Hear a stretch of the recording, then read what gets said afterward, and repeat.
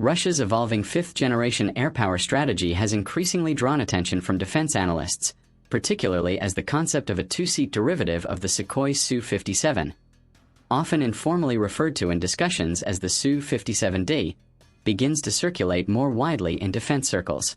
While Moscow has not publicly fielded a fully operational two-seat Su-57 variant, the idea itself reflects a deeper transformation in modern air combat doctrine. The shift from single-platform dogfighting and stealth penetration toward network-centric warfare, drone orchestration, and distributed battlefield command. In this emerging vision, the fighter aircraft is no longer just a weapon carrier or interceptor, but a flying command node capable of coordinating unmanned systems, managing electronic warfare environments, and integrating real-time battlefield intelligence from multiple domains.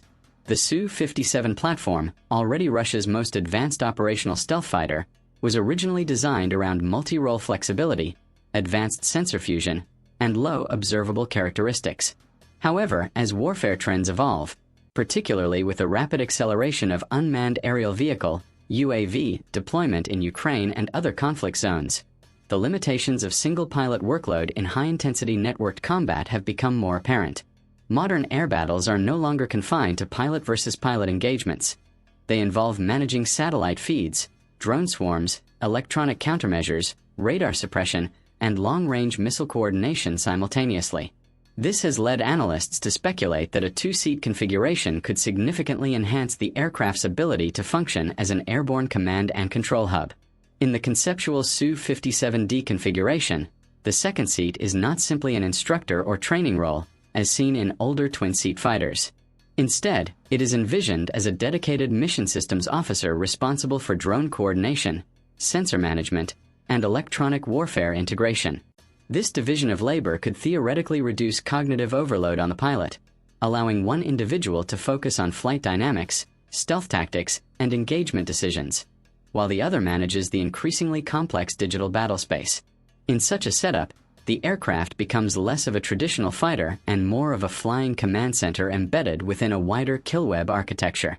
A central feature of this transformation is the integration of manned-unmanned teaming, MUMT, a doctrine in which a piloted aircraft directs multiple unmanned systems in combat.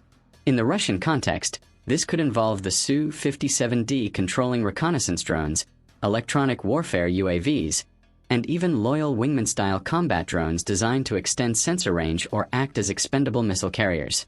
The concept aligns with global trends seen in other advanced air forces, where sixth-generation fighter programs in the United States, Europe, and China are also exploring similar roles for crewed aircraft acting as command nodes for autonomous or semi-autonomous drone formations. If implemented effectively, the Su-57D could serve as the centerpiece of a distributed aerial network. Instead of relying on centralized ground command or satellite-linked control systems that may be vulnerable to jamming or disruption, the aircraft itself would act as a forward-deployed node, maintaining direct control over nearby assets. This would allow for faster decision cycles in contested environments, particularly in electronic warfare-heavy scenarios where communication delays can be decisive. The aircraft's onboard sensor suite, already designed for sensor fusion across radar, infrared, and electronic spectrum inputs, would be further leveraged to create a real-time battlefield picture shared with connected drones. One of the most significant implications of such a system is the shift in air superiority doctrine. Traditionally, air superiority was achieved by destroying enemy aircraft and controlling airspace through dominance in dogfights or long-range missile engagements. However, in a network-centric paradigm, air superiority becomes a function of information dominance.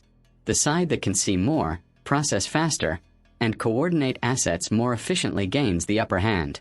In this context, the Su-57D's potential role is not merely to engage enemy aircraft, but to orchestrate a complex ecosystem of sensors and shooters across multiple domains. Another critical dimension is electronic warfare.